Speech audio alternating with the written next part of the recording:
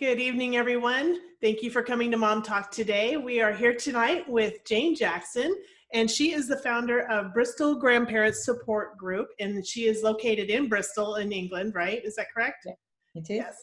So we are coming to you tonight to talk about the importance of extended family and grandparents in a child's life. So with that, I want to, Jane, I'd kind of like to get you started on, if you don't mind, telling us a little bit about your story and what kind of brought you to this. Okay, that's fine. So in 2007, we lost contact with our granddaughter after my son's separation and consequent divorce after that. She was 7.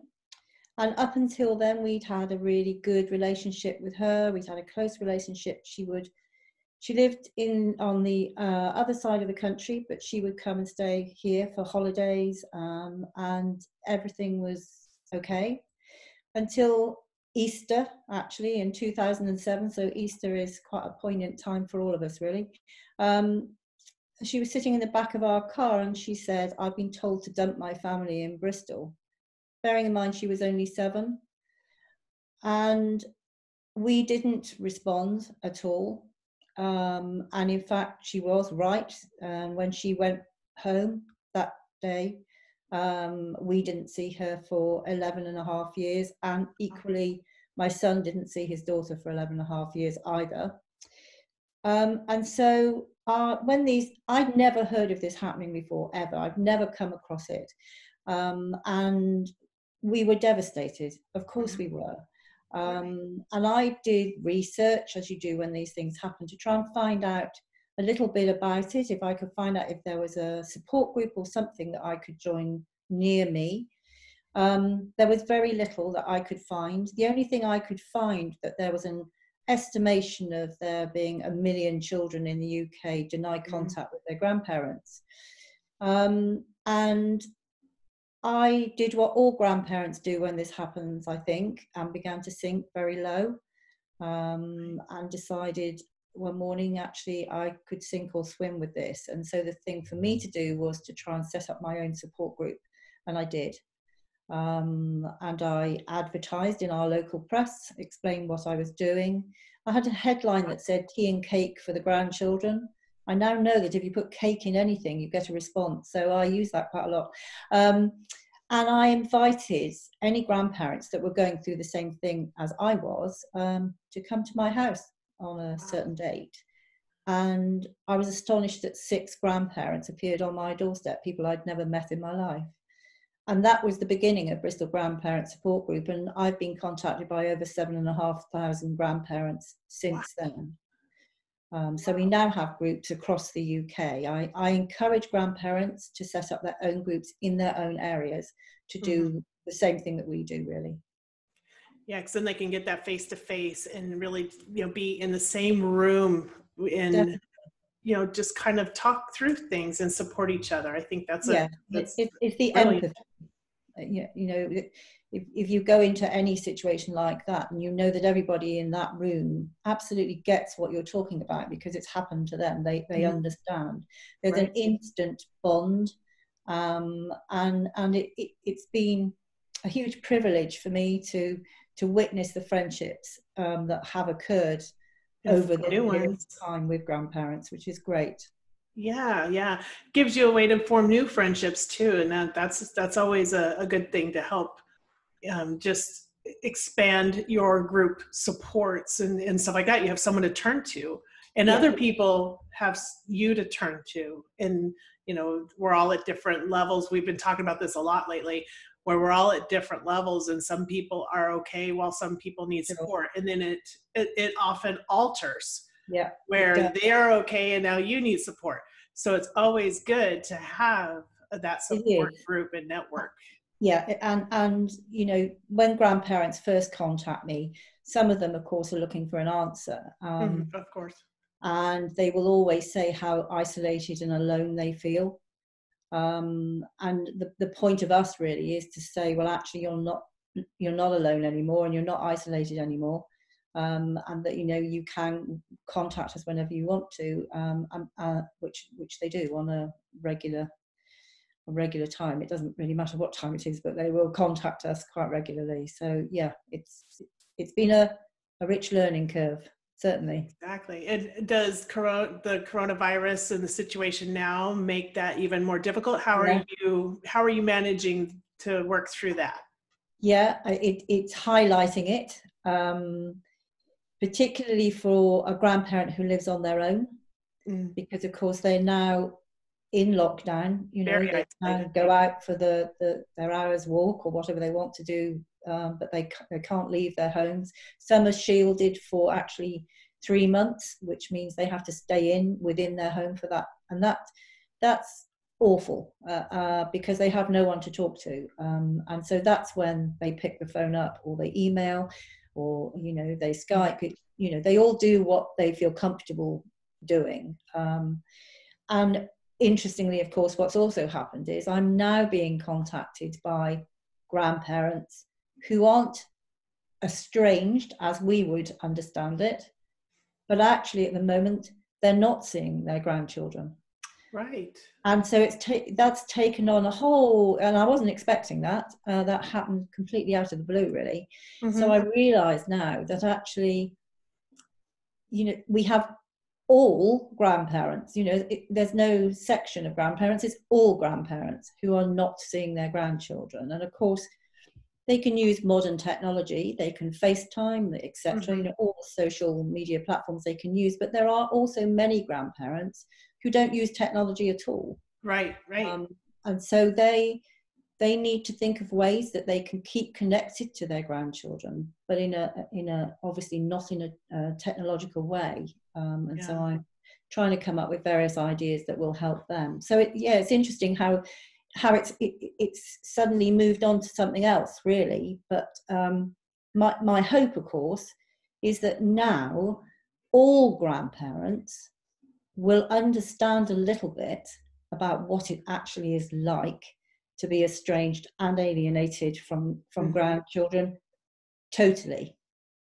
I'm hoping they'll learn from it, actually. Yeah, and I don't know how easy it is to pull silver lining out of COVID, but there is a benefit that grandparents, and I think people have more awareness and more understanding, like you just said, and it's a shame that it took something like this to get us there, but if we get there, that we'll take that. We definitely need to get there, and of course we want everybody to be safe and healthy, and we know that we're all stuck at home, and we're trying to find ways of staying connected and not feeling isolated. So thank goodness there is technology.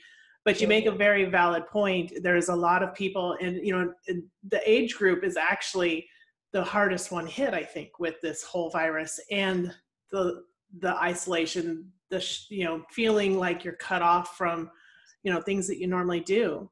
Yes. And so I know that must be difficult. So do you know of any ways that are helping the elderly that do not, or the grandparents that do not have technology even in their home? Or have you heard? I mean, what I've done is I've used some of the practical advice that I give grandparents, under normal circumstances, but tweaked it slightly. So, they can keep a box with things that are going on during this period of time, to keep in a box to give their grandchildren when they see them, because they will be seeing them. They can keep a journal. I mean, we are witnessing history in the making. It may be awful history, but we are.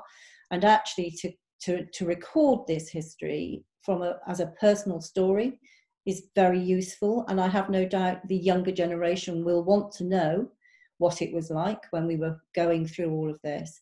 And actually, good old-fashioned letter writing. Yes, that's skills. Some of us, we've lost the skills sometimes to just sit down and write a letter.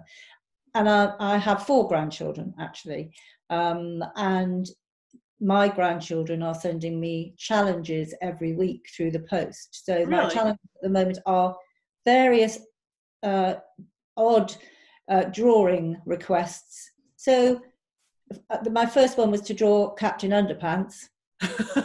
Yeah, I thought you might. Yeah, and aliens, and and then the last challenge, which was very difficult, was a character called Two-Face, which I had absolutely no idea who that was at all. So I had to look that up myself. Thank goodness for Google.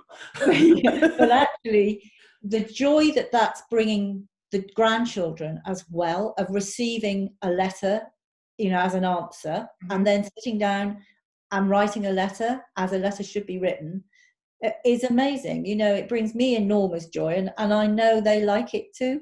So, grandparents can do all of that. Everybody can sit down and write a letter. That's, Well, and I love the creativity of that. And we've been talking about creativity a lot lately. I just spoke with Mark Hegarty the other day, and the creativity of what he's doing, but also talking about what can you do to help alleviate some of the anxiety or, the stress of being isolated or feeling that way. And, writing, painting. Yeah. Another friend of mine plays music that helps to calm, and she's sharing it. So it's helping, it's not just ourselves, it helps others. So like you found this support is a two-way thing, isn't it? So the person you're supporting is benefiting, but actually you're supporting by doing that as well. So I think we can learn a lot from this, and I hope each and every one of us actually comes out better people. It's almost like we're getting back to basics. Yes, it is. It's simplifying things in life and taking a pause. And technology is nice, but it's not who or what we live for. We can't live through technology, but we live on through things that we write, things that we sing. Those are things that can be perpetually shared for generations to come. Yeah. And even actually, doing this, it's about using this time wisely, isn't it? So that when we get to the end of it, not saying, oh gosh, I had all that time, so why didn't I do X, Y, and Z? Now we need to actually think, okay, so what are we going to fill our time with? And it has to be creative. And if it can be helping somebody else, then that's a bonus. Well, something that as I've been studying the brain and how we deal with trauma, a way to release some of the things that our brain tends to hold on to is to use a creative method or a method of delivery. So you're taking the trauma or the feelings from the brain and you're expressing them. And expressing them can be in forms of painting or drawing or writing.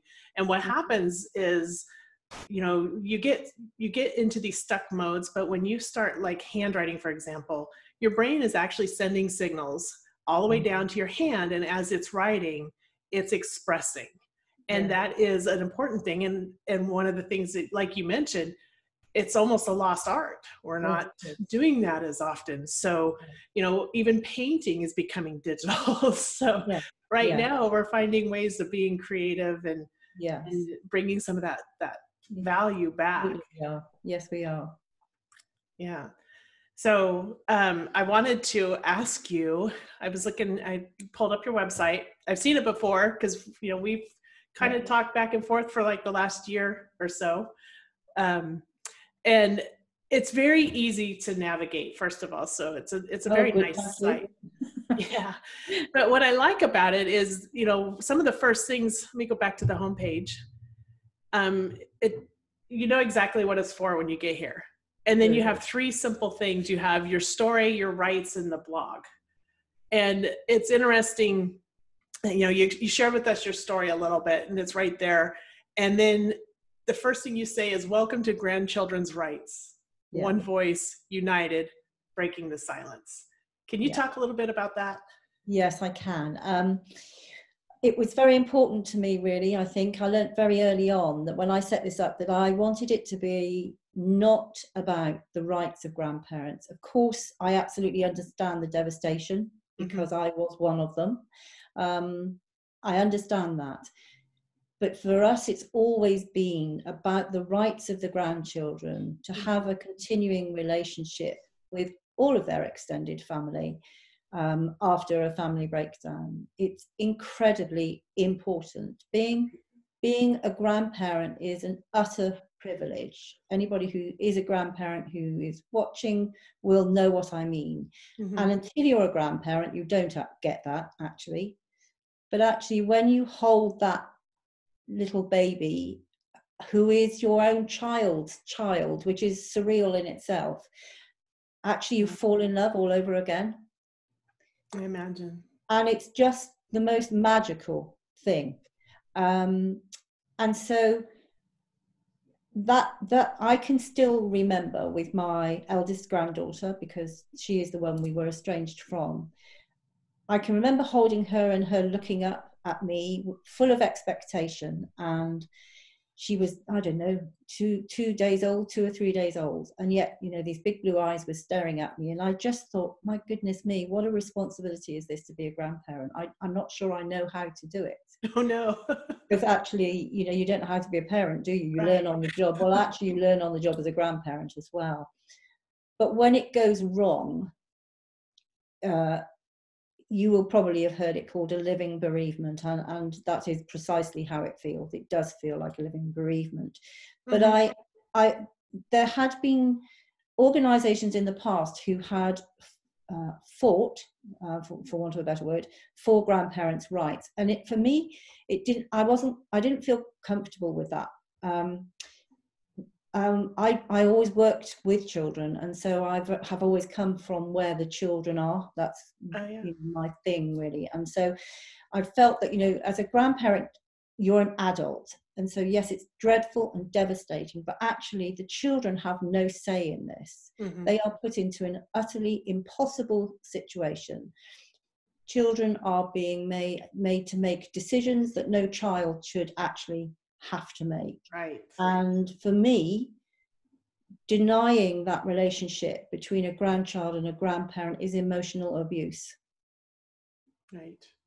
And actually, it's becoming, for me, a child protection issue. And I think that's the way we need to be moving forward with it, because I know how damaging it is to these children when this happens, because I've seen it for myself. Because what I haven't said is that 2 years ago, our granddaughter decided to contact us again. And so we are reunited with her now, and she is back in our lives. So I can say, in all honesty, the damage that is done is enormous, and it's a lifelong damage.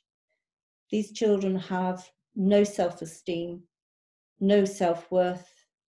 They have lost trust in the adults around them because they have discovered that the parent that they've been living with has lied to them, has painted grandparents as monsters, as being horrible people, and all sorts of terrible stories that can go along that line.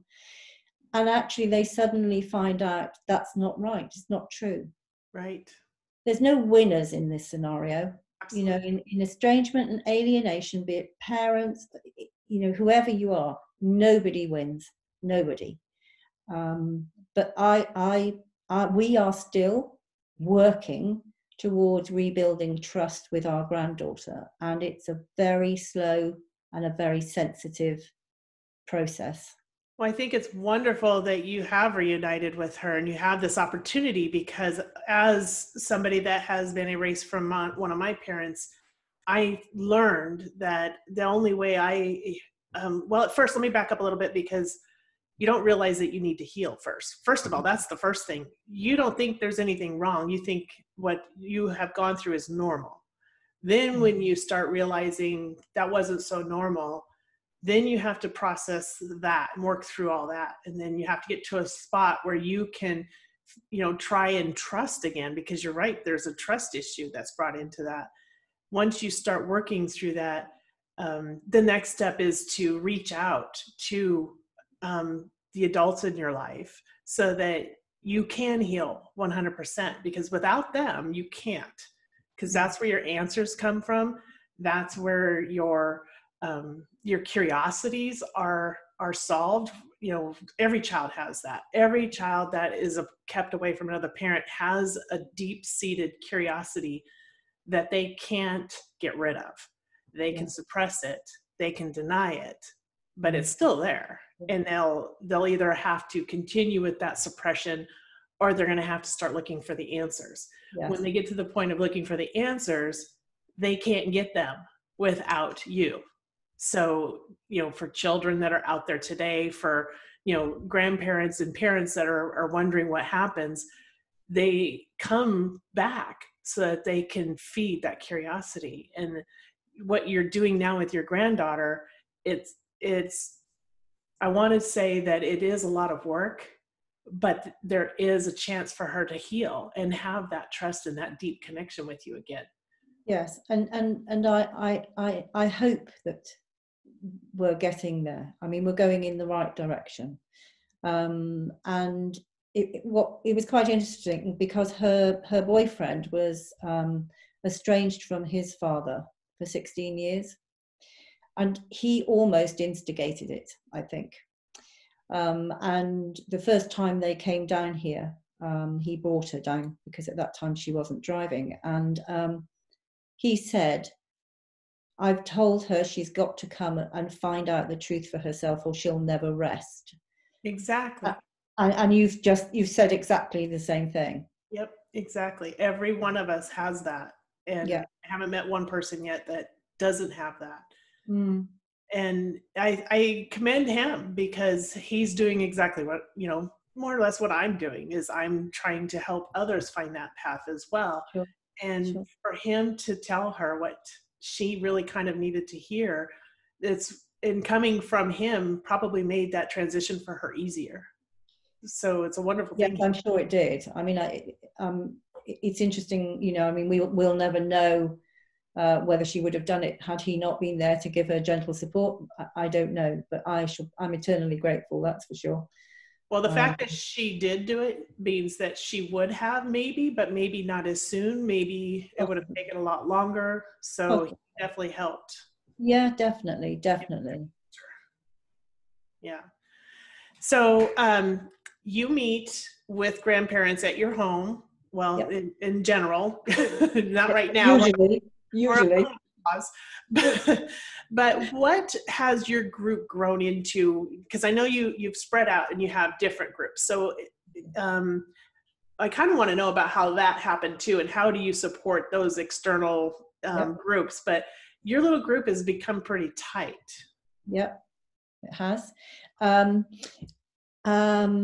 Okay, so when I had my first meeting, I had no idea in what direction it was going to go in. I didn't know whether it would work or anything. And so I basically just stood there, a bit like an idiot, really, and just told them what had happened to me. Mm-hmm. And then when I finished, I waited to see what would happen. And the response was extraordinary. And there were tears. And there was almost a palpable sense, a sighing of relief that. And even though I've been doing this for, nearly 12 years now, from the first meeting I ever had until the last one before we had to obviously stop because of the situation, that sense of relief is there at every meeting because I have new people will come to every meeting. I never know how many people are coming. Mm-hmm. So that's quite an interesting experience in itself. My house isn't that big, but we manage. And so what I realized, here I am talking to you, many miles away, and it became very clear very quickly that there were grandparents actually globally who needed support and help, and how on earth could I reach out to all of these people? And so it was always one of the aims of the organization to try and give grandparents confidence to be able to set up groups in their own areas. So obviously then you can have more people being supported. And we decided that because there was a call for there to be a national organization, and although there is some sense in that, there are minuses for it as well.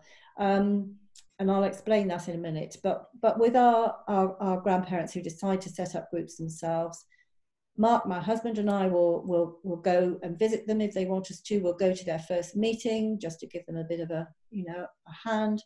or they're quite happy to carry on doing it the way they want to do it. Every group is run independently. And so how they run their groups is entirely up to them. But they know that I'm at the end of the phone, so they can ring me and ask for some advice, or what, you know, I'll help them in any way I can. I give them all the resources that I used to help me set up the group and all that sort of thing. But a group can be 2 people. Mm-hmm. You know, it doesn't have to be masses of people. And so it could just be, I mean, as it happens, I have my meetings in my own home. Not everybody is comfortable doing that for obvious reasons, actually. And so some people will go to their local cafe, and so they'll meet a group of people within that sort of environment. Others will hire a small hall, church hall or local community hall, and do it that way. And so there are lots of different ways all over the country that people are actually doing this, but it is entirely up to them. You know, they're not beholden to us in any way at all. And that was actually quite important for us, that the independence of it, really. Yeah. And to go back to the idea of a national organisation, the problem with a national organisation is, if you consider, I mean, I've been contacted, as I say, by over 7,500 grandparents. Clearly, they don't all come to my meeting, I should add. But once an organisation gets too big, you then have to employ staff. You have to have all sorts of stuff that, you know, we obviously don't have in the way we run it, because we are a small charity and that's how we run it. But if the organisation gets too big, you lose the ethos of what our support group started with, mm-hmm. which is about the empathy.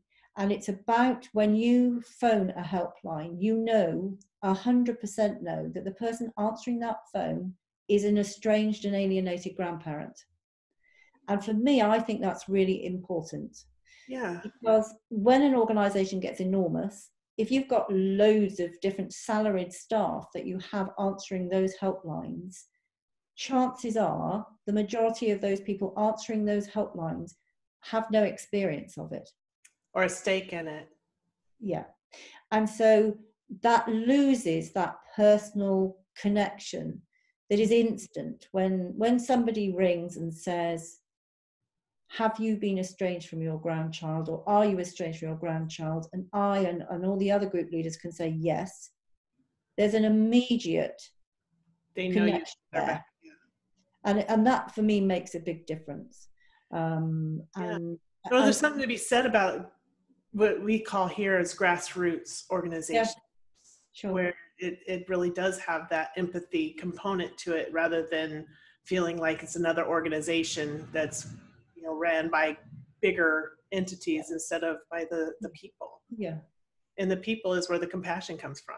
Yes, and for us, you know, the magic word in our title is support, and that, you know, that's what we do. We give support, and we give support because we understand, we know what grandparents are going through. We know how terrible they are feeling. So, you know, they don't even actually have to explain it because we know. Right. Well, I mean, I can see why they would want to have a national, just because they want to cover everybody, but it does lose that element. And, you know, so it's like, when would you want to be that, you know, the national or nationwide or even global? Because if you were to go global, that could be, you know, at some point that might be really hard to manage. So precisely.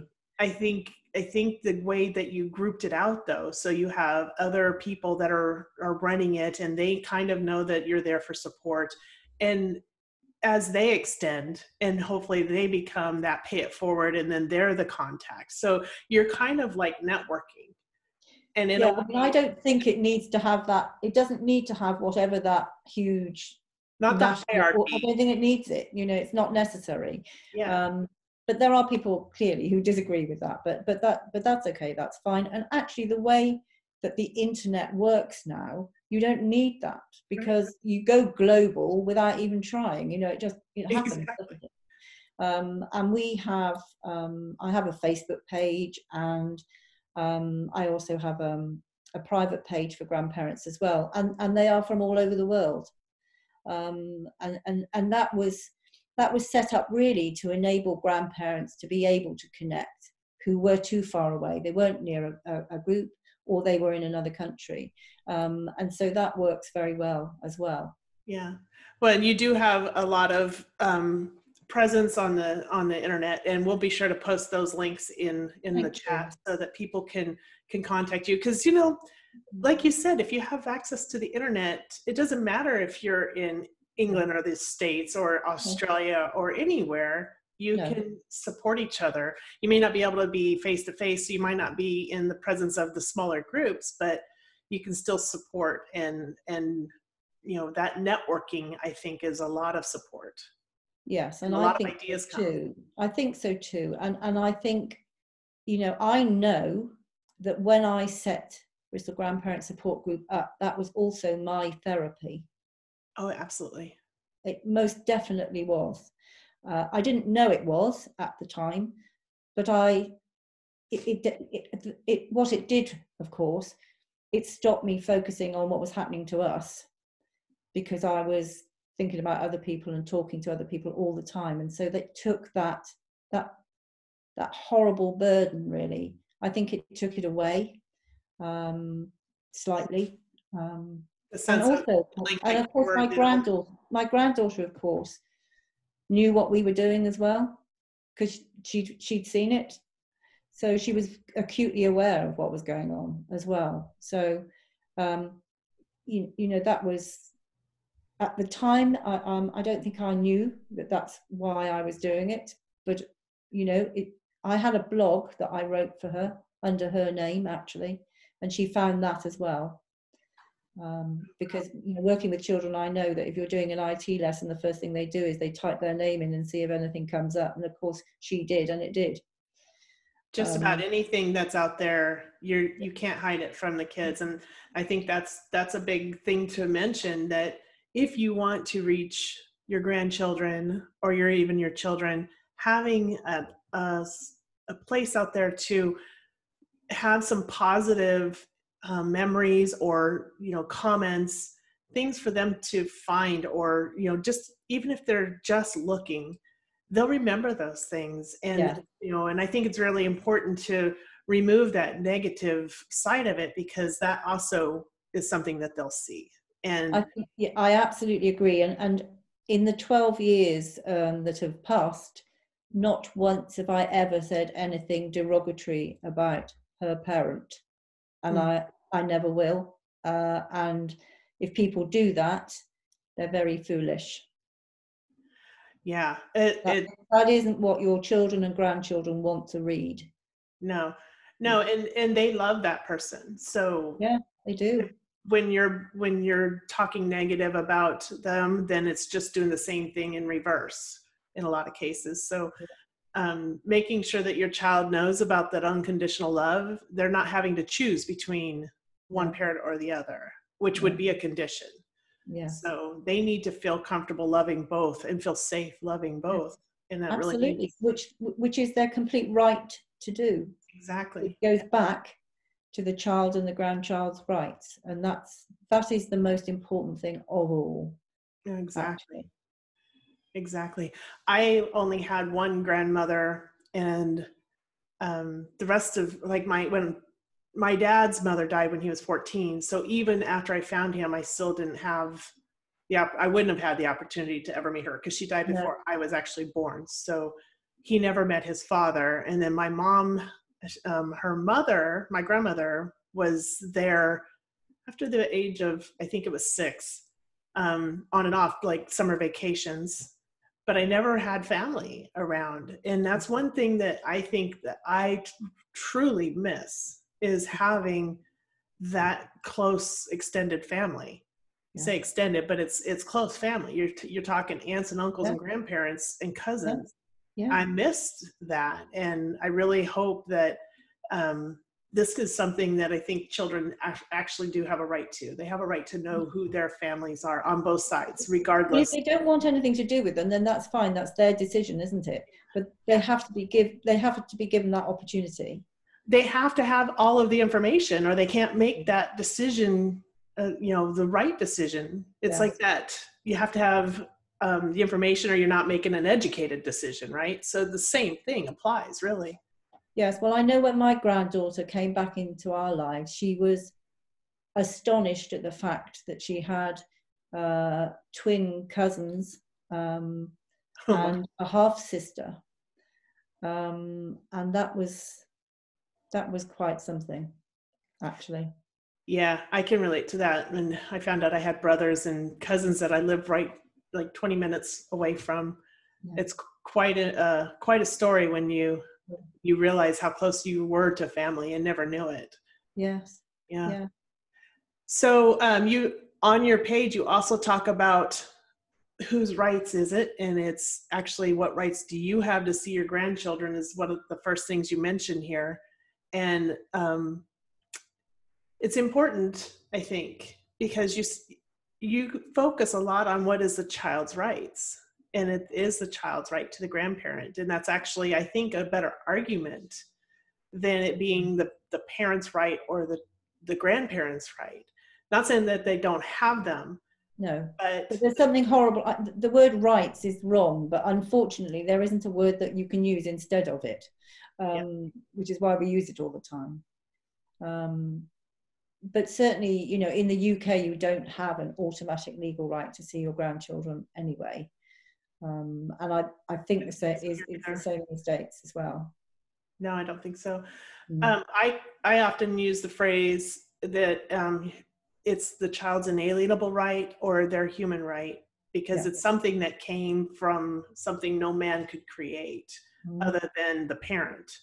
So no government, no entity, nobody can create that other than the two parents that are involved. So it's the child comes into this world with those two things for sure. They have equal chromosomes from each parent. So it's their inalienable right or their human right.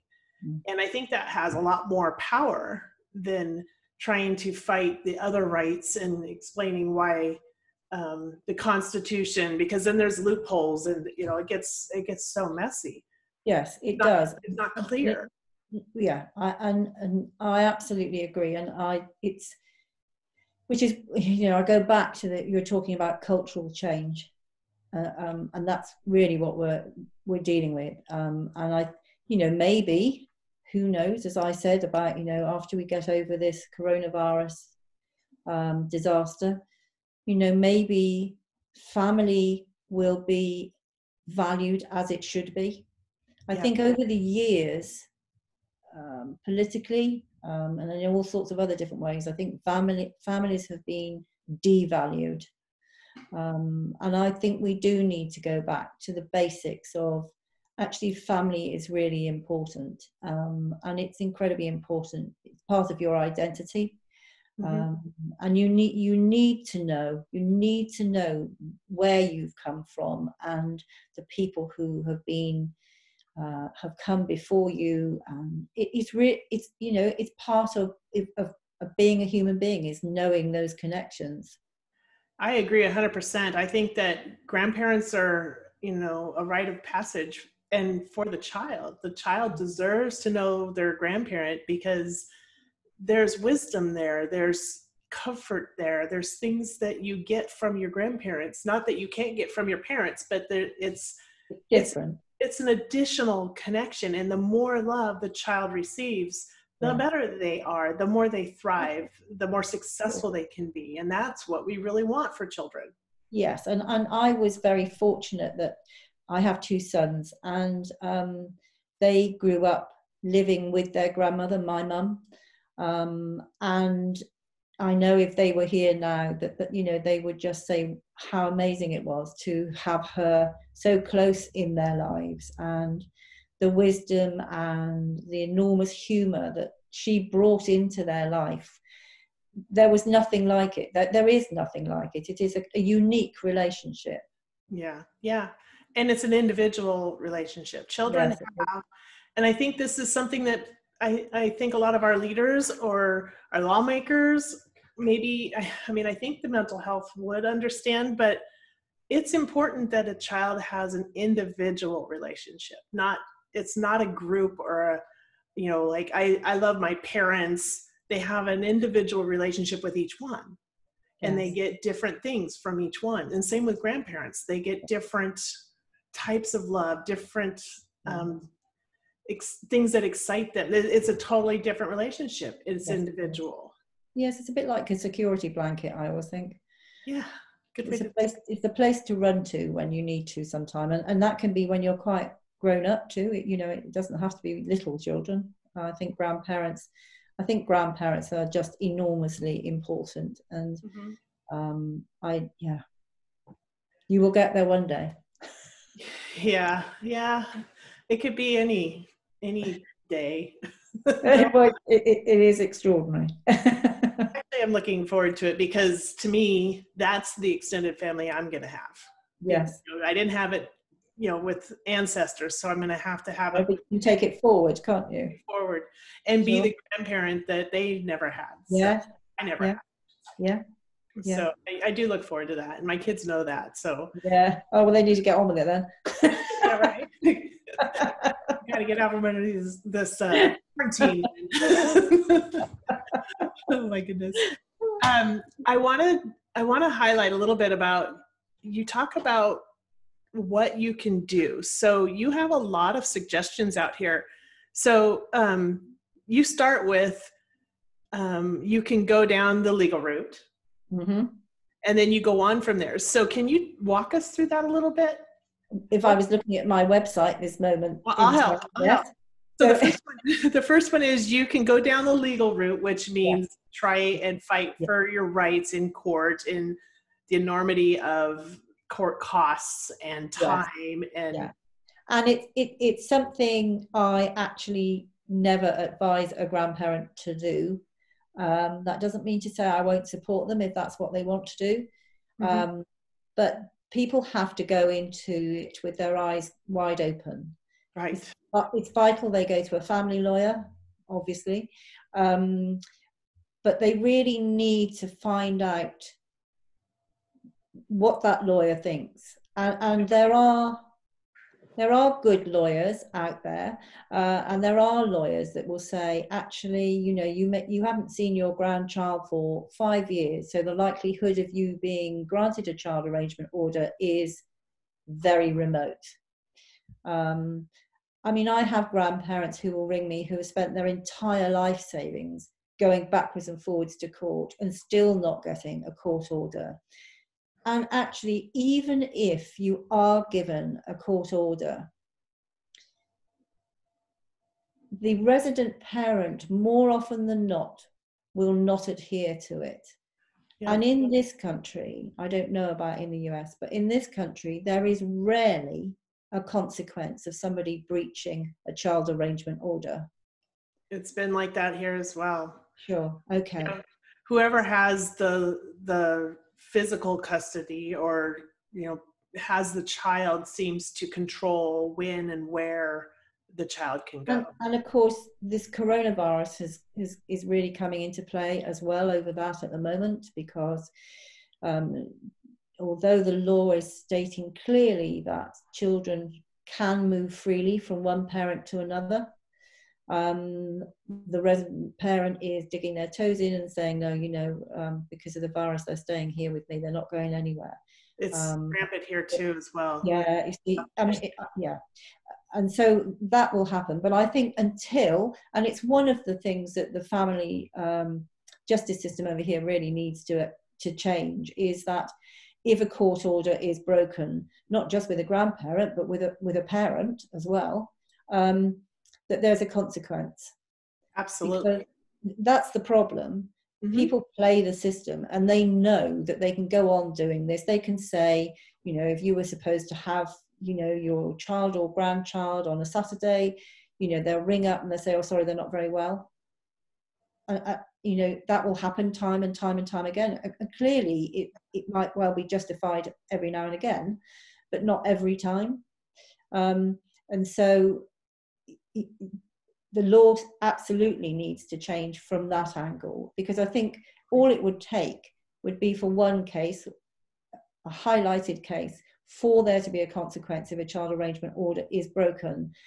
And I think we'd soon see that it wasn't happening. You know, people would stop doing that. So that's my view about going down the legal route. And of course, it's worth me saying at this point too, as I've said to people in the past, because we're a support group, of course, what we don't get grandparents ringing us saying, whoopee-doo, we've been to court and we've been granted a very successful contact order. Right.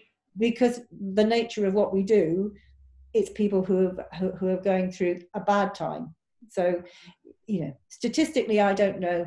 I don't have those statistics. All I know is that the enormous anguish and the emotional stress that is caused by going to court for the majority of grandparents is enormous. And so I will always say to them, really do your homework before you take that step, because you have to apply to the court twice. You have to apply to the court for permission to then apply for a contact order. It's called a child arrangement order here. Wow. And that's no guarantee that it will work. And so people need to be very aware of that. I agree with that 100%. And when I first started learning all of this, I have 2 degrees in criminal justice. So when I hear this, I'm thinking that doesn't make any sense. What is going on? If you violate a court order, you go, you know, you're in contempt of court and you go to jail.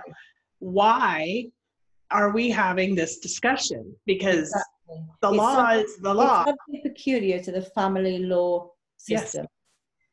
Yes. And they're always talking about reform here. They do it all the time, but actually very rarely does anything happen. So yes, it's really important that is addressed. Mm-hmm. Go on. It's okay. I was just going to add to that you know, I'm working with the National Parents Organization, where we're trying to change our state statutes, our state laws, to include that rebuttable presumption of equal shared parenting, so that parents are equal and they have the ability to equally make decisions when it comes to the child, so that not one parent has more control over the child.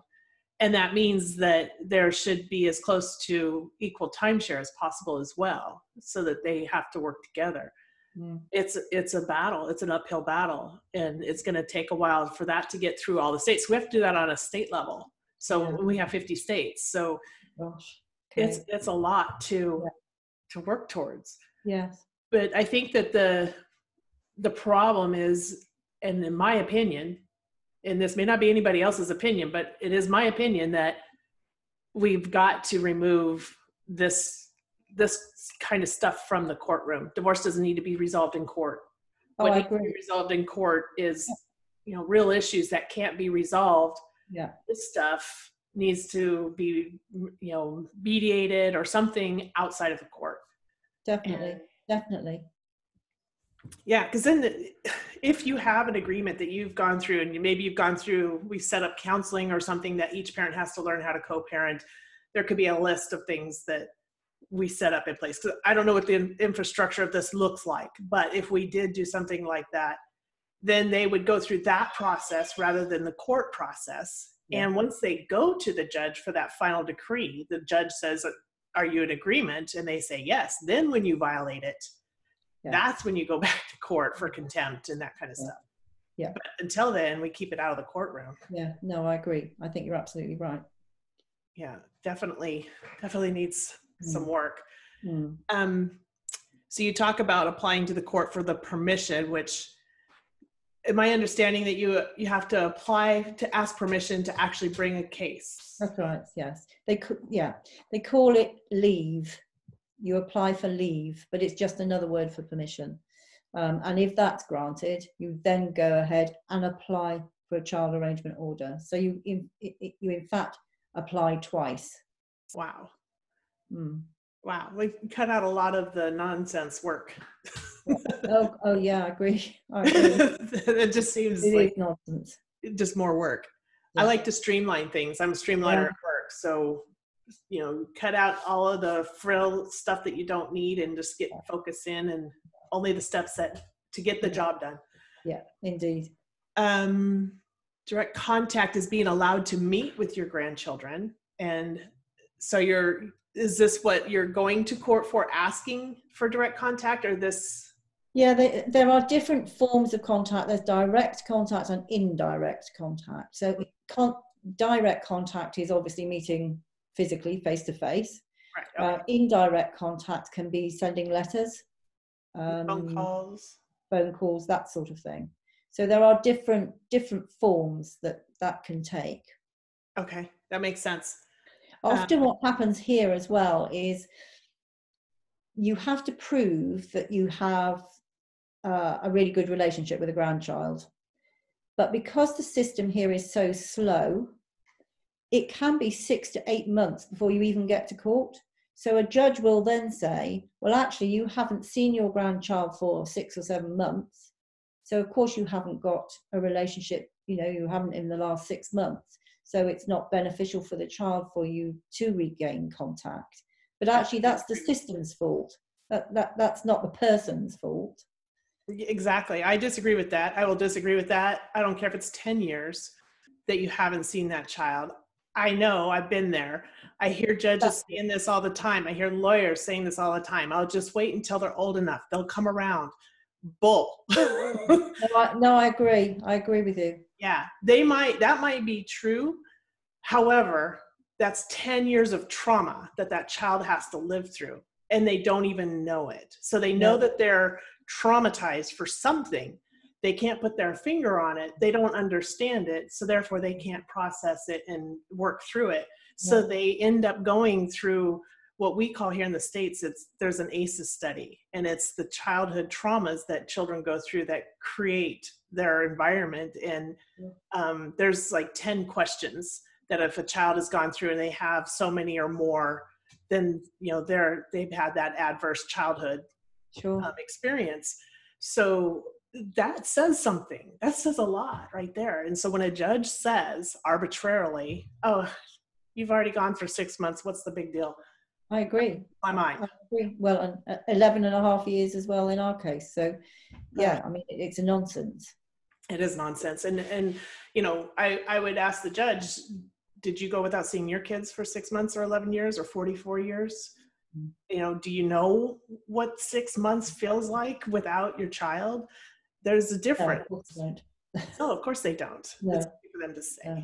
Yeah. No. Okay. Better get me off that case. A raw nerve. I know. Well, I with the justice side of me, and I work in some forensic elements too, and it's like it can't be this wishy. You can't have everybody has to comply in a criminal court, but family law you can do whatever the heck you want. That does not make sense. No, and I mean, I don't know if you've got this in the States as well, but we have a thing here called wishes and feelings. Wishes and feelings? Wishes and feelings for the children. Okay. And so they will be asked what their wishes and feelings are. And that will determine whether they see a parent or a grandparent. And that's a huge bone of contention because, of course, in reality, children will say what they've been told to say. Or what they... And actually, a young child is a child, and you're asking them to make an adult decision, which they shouldn't have to make. No child should have to make an adult decision like that. They love both their parents, regardless of what's gone on with the relationship. They love their grandparents. So they will know that there are certain things that they should and shouldn't say, because if they say outside what they've been told to say, they know that their resident parent will be upset, possibly cross, and so they choose not to say these things. And so they will, I mean, in our case, we know that our granddaughter, there was a letter that was sent to to my son, because my son had written to their solicitor, and she was told what to say. And she says, I know that because she's told us. She said, I didn't know what to say, so I just said what I was told to say. Yeah, and that's true in my case too, and I wasn't really told what to say because I never had the opportunity to ever see my dad or to say something to him or to even be mad at him. But I do know that I had to stop talking about him, because if I did, then I would get more of that, this is who he is, that's who he was, those derogatory comments. And for me to not hear that, I had to stop talking about him. I agree. And that's what children will do, and they will do it over all sorts of stuff, but they particularly do it over this family estrangement and alienation situation a lot. And we all want to have a peaceful life, and children learn very quickly that it's unpleasant if they start talking about us, so they don't. It doesn't mean to say they've forgotten us at all. No, they don't. Quite the reverse, actually. But they know that it's much better for them if they just keep stum. Yeah, and I'm living proof that that's not true. But wouldn't it be a wonderful place that children didn't have to worry about whether or not they could see mom or dad or grandparents, that they could, thrive in their environment, that the worst thing that they had to worry about was, doing good at school and being successful and being kind.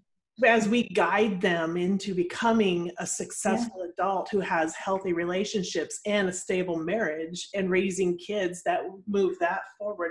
That, I think, is more important than, judges saying, give them, wait till they're 18. Oh, I agree. No, I agree. They won't have that. They will not have that thriving environment. I can guarantee that.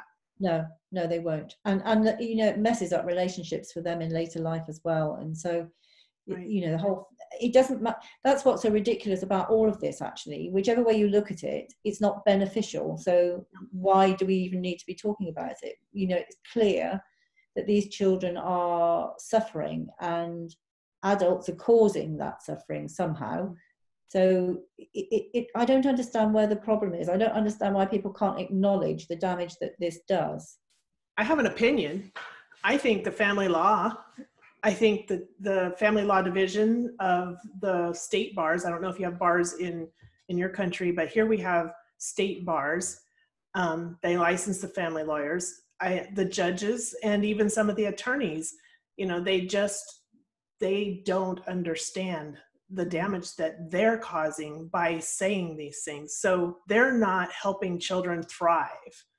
No. They're just erasing a problem they don't want to see anymore. So it's easy for them to say, we're just going to do this. And I think that our biggest problem is them. They're the problem. And by because they're actually allowing a parent to be erased or the emotional cutoff, they're perpetuating that. They're creating the child's future at that point. That's when it starts. It starts at that moment. That's my opinion. I absolutely agree with you. And it's not rocket science, is it, either? No. And look at how many parents, how many grandparents. We're talking, globally. I have no idea what the number is. But well, there was a study done in the UK at the end of last year that said 1 in 7 grandparents is denied contact with a grandchild. Now, we estimate there's 14 million grandparents in the UK. It's probably more than that, but that's the estimation of how many. Well, my maths isn't very good, but actually 1 in 7 means 2 million grandparents. And actually, if you assume that family has more than one grandchild, it could be huge. It's definitely. Well, and then how many grandchildren do each of those grandparents have? So it's enormous. Actually, I think it's a national and global disgrace. I think it's an important thing you just brought up, and I've talked about it as far as, how the courts here look at parents, and I tell them, turn it around and look at the child. So when you're talking about that, and they're talking about grandparents, are missing out, if the courts and our leaders were to say, oh my goodness, look at the children and how many grandparents are they missing out on? Look at how many children there are. it's a minimum of 2 million children, isn't it? So, you know, it's probably, it's 4 million plus children, I think, actually. Yeah, if the average household had 2 children. Exactly. Yeah. Exactly. That's So if you said there were 4 million children suffering from neglect, there would be outcry. Absolutely. But this is neglect. You know, it's an emotional neglect. So I don't understand why somebody somewhere doesn't see it. I don't understand it at all. No. And we do so many things for the children that are neglected or abused. We have things in place. I'm a guardian ad litem here in the States where I advocate for the child. So I try to be their voice in making sure that they're safe. And we don't, in my case, I don't want to take a parent away from a child unless the parent just cannot rehabilitate or get their crap together so that they can actually be a good parent for their child and safe, a safe parent for their child. Sure. So very rarely would I want a child to be taken. There might be a pause where the parent needs to work through and learn new skills, because let's face it, many of us haven't learned enough of the skills that we need to be good parents today. There's a lot of that there.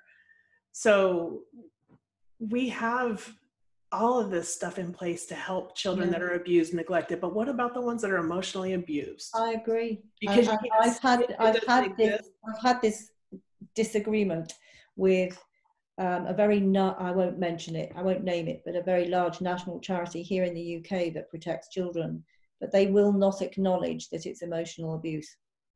They just won't acknowledge it. I don't understand, and nobody will give me an explanation of why either. So I don't know. I don't understand that, because if you think about the emotional, physiological damage that's done, it's not a mental health issue. We're talking about the trauma brain. We're talking about the stunted growth of their development. We're talking about anxiety, depression. We're talking about early onset of childhood sicknesses, or maybe early in adulthood. We're talking about maybe even early death because of that trauma. The trauma is sickening. It really makes children sick. Yeah. And they don't develop, they don't have that attachment where they lose trust. So their attachment kind of dissolves in a way. Like, my attachment to my mom was kind of on and off. Yeah. But it's not as strong as it should have been. So when people say that it's not a thing, they're saying it because they don't see it. And since they can't see it, it's not a thing. That's right. But the child learns how to love. They didn't learn how to hate. No. They didn't, they can witness someone hating, they can hear someone hating, but is hate something you see? It's, it's an action. But, to try and say that it's not a thing, they're avoiding. And we've had, as you have too, I've no doubt, but we've had sort of many mental health studies done on our young people. And actually in the UK, our country has some of the most unhappy children. And I find that, appalling, to say the very least. And I cannot understand why family breakdown doesn't come into it. And I mean family breakdown in all its forms. Yep. As I touched on earlier on, really. Because clearly it is a trauma my parents separated when I was 16. But, it's a life-changing experience, and you never actually forget it. The best of terms. But it has to be acknowledged as such, and it just, what I want to know is, why are people not really acknowledging it? Okay, there must be a very powerful lobbying group somewhere who disagrees with all of this, and I think I know probably where they're coming, who that group are. But I still don't understand why, when you're talking about happiness of children, it's a non-argument. Nobody, whoever they are, wants to see unhappy children. And if we can do something to prevent them being happy, then why on earth aren't we doing it? So that's why we have a hard time understanding or getting on board with what they're thinking, because it seems like, okay, well, we're talking about the happiness of children. How can we be in a disagreement? Hmm. Well, it Yeah, speaks for itself rather, doesn't it? it is. It's mind-boggling. I don't understand it. No. So you have a lot of great advice, and looking at the blog, you touch on a lot of different things here. You talk about Easter and this being an Easter holiday. And are you seeing a lot more people looking for support over this holiday? Is it harder on grandparents? Yes, any celebration time of the year, so Christmas obviously and Easter, is always a bad time for grandparents because they associate those holiday times with being family times. If we take out the coronavirus issue obviously at the moment, but under normal circumstances it's always very difficult, Christmas and Easter. And yes, we get a lot more calls and emails during a holiday period. Right. Yeah. So, and do you have a rather large support group that helps you with those phone calls, or helps you talk to the grandparents that are calling in?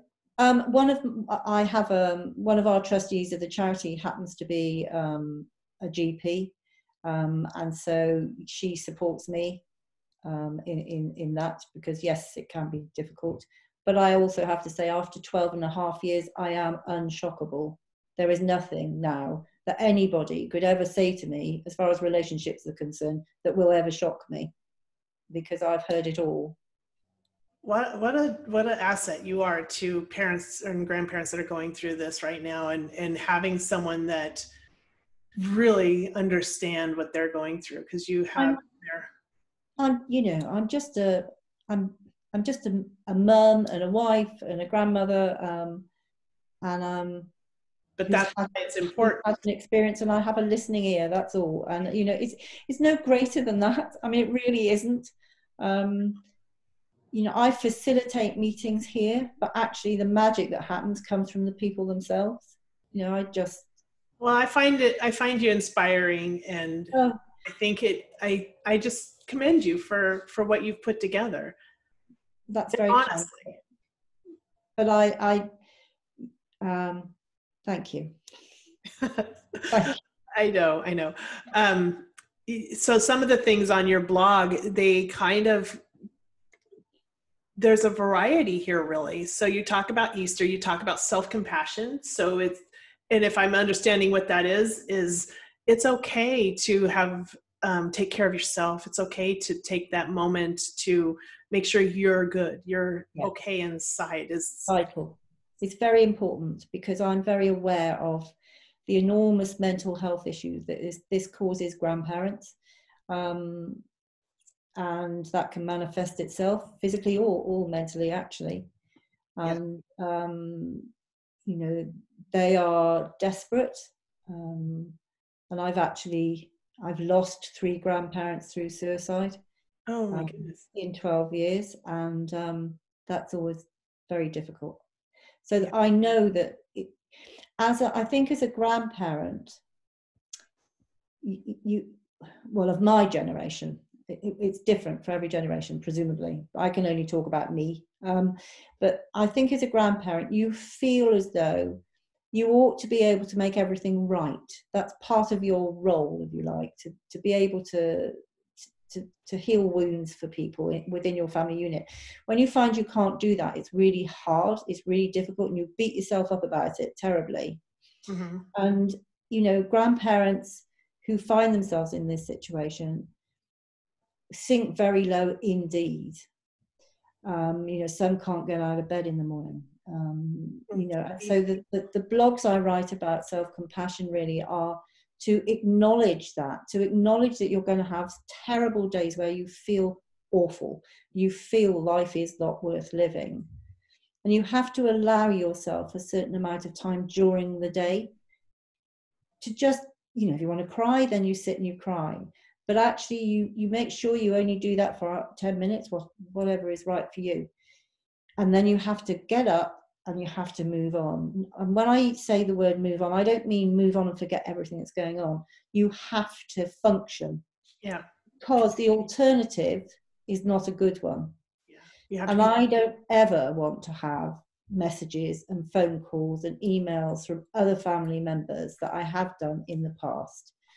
And so grandparents have to learn how to self-protect. And I think they find that very difficult to do. But it is incredibly important for their health, be it mental or physical. It's hard to learn, if you're not used to doing self-protection or looking after yourself and being compassionate, and actually to be able to say, I was a good enough parent, I am a good enough grandparent. It's okay to be good enough. You don't have to be high flyer or anything like that. Good enough is all right. Right. But it's so important for people, because I know, because I'm on the receiving end of it, I know how awfully sad grandparents become. Well, and this information is, I think it applies across the board in a lot of ways, especially when it comes to that self-care and self-compassion, because I think we all find ourselves in that position sometimes, and we have to address it, acknowledge it, but we have to keep living. So a lot of people find that, they find that they're guilty. They feel guilty because they should feel bad, but, they want to feel good. That's life telling you to live. And, that might be a painful spot, but you still need to keep living.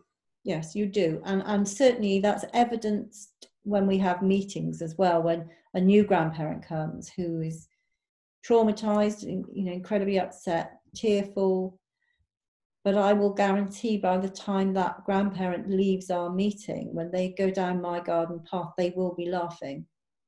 And that's all part of that. It's really important. I said to somebody the other day, you've got to give yourself permission to have fun. Yeah. I like that. I like that you want to inspire them to laugh, but they come in traumatized and you're making them laugh, because I think laughter is definitely a healer.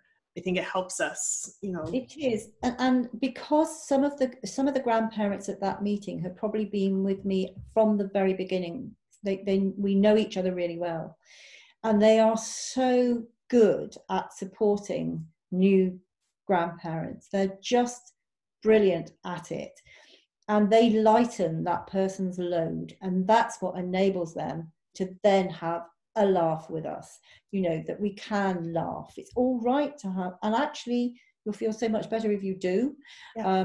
And you can't have that feeling of guilt, because actually grandparents will often say, when they first contact us, they feel very ashamed that this has happened. Like you failed somehow. Yes, I think so. And I try to say to them, look, we can only be responsible for our own behavior. We can't be responsible for anybody else's behavior. Right. Well, guilt is heavy, and laughter lightens that load a little bit. It doesn't get rid of the load. It just lightens it. It makes it bearable. Yes. And if somebody feels better for 20 minutes, then that's good. So, hopefully the next meeting they come to, they might feel better for an hour. And that they have to be encouraged to see what's good in their lives, because however awful things are, there are still things that are good, but sometimes you need a bit of a prompt to be able to see what that is that's good. And it may be your husband or your wife, it could be other sons and daughters, it could be other grandchildren who you are still seeing. So they're waking up in the morning, they've got a roof over their head, they've got enough food in the fridge, and they've got water coming out of the tap. Well, that's something to be grateful for, all of us. Sure. Sure. Yeah. Well, it's I just lost my train of thought on that.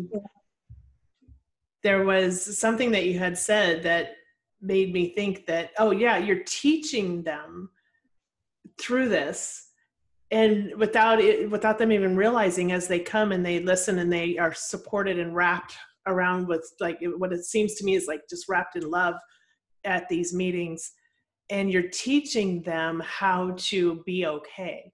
And they may not go home and still be okay, But with that repetition that you were talking about, each time their okay gets a little bit stronger.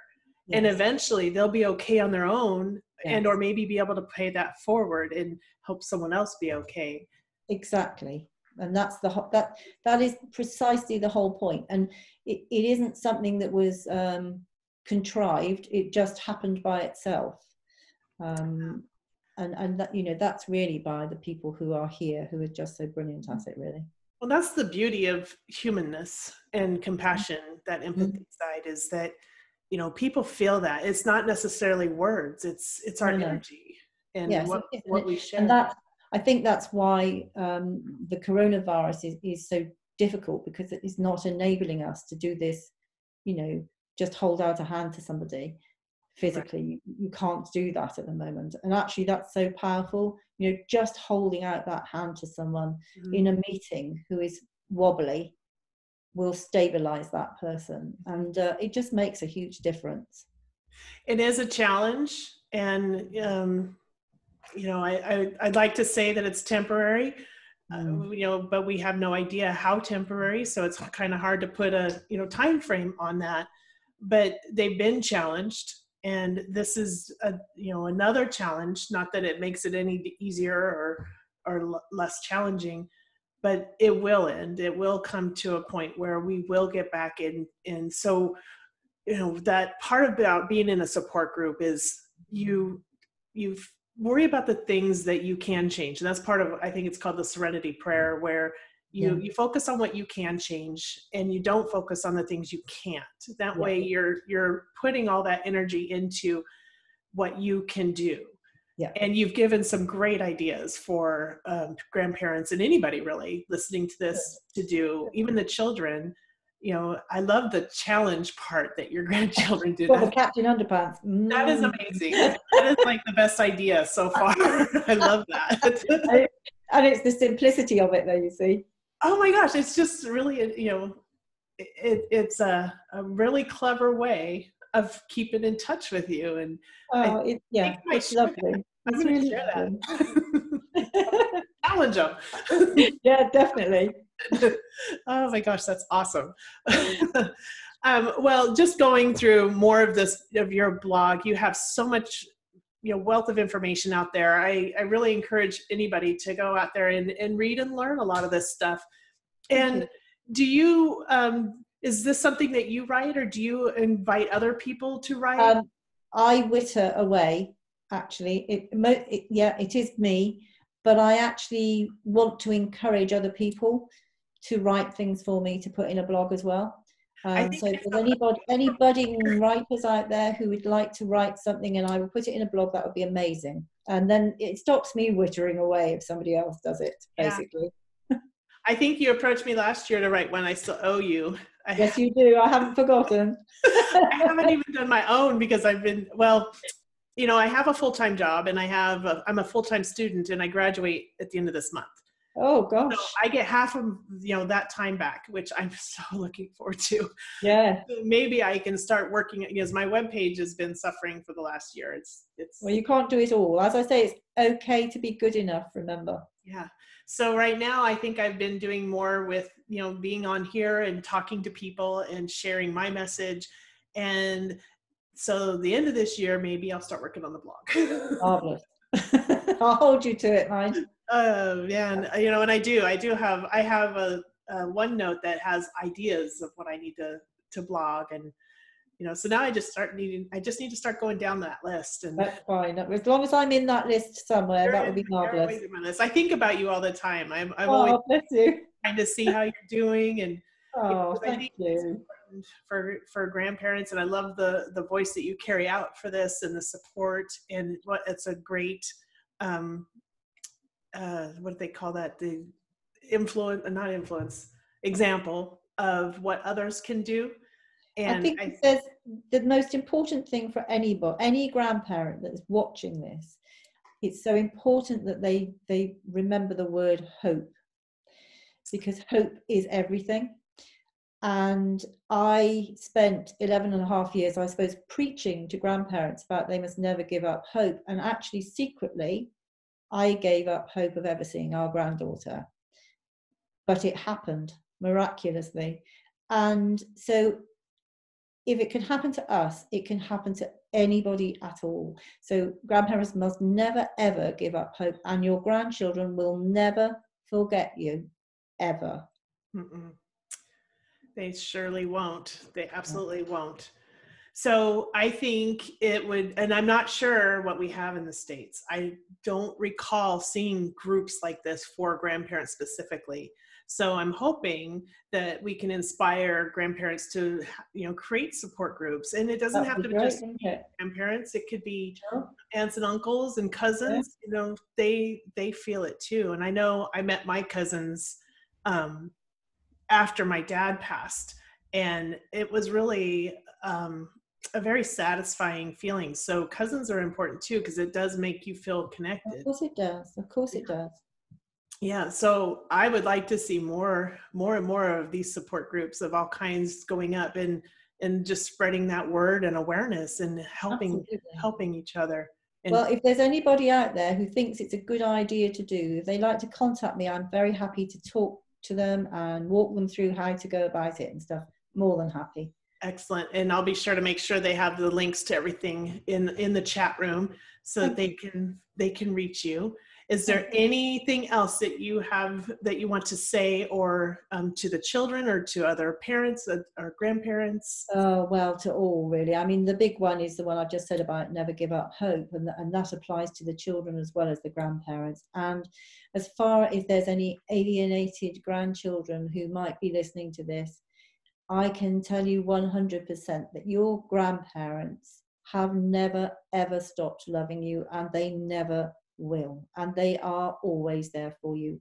You just need to be able to have the confidence to try and seek them out. I love that. That's a beautiful message. I love that. All right. Well, I want to thank you so much for taking time out of your day and talking with me about this. I think it's a very important issue. And I think it's been my pleasure. I'm sorry? It's been my pleasure. Yes, I love it. So I will get that information posted in the chat, and I hope we stay in touch. And if you ever want to do this again, please feel free. I would love to have you back and continue this conversation. And maybe we could do a group one, Maybe we could. Maybe we could. Yeah. I'm open to any ideas. Yeah, let's think about that. That would be great. Yeah. Again, thank you for coming and just talking to me. I think, the talk is important, and that's why I'm doing this is, we got to start talking and sharing. So, we do. All right. Well, thank you for joining Mom Talk today, everybody. I hope you have a great evening and that you found some value out of this, and we will talk to you next week. Thank you. Bye-bye.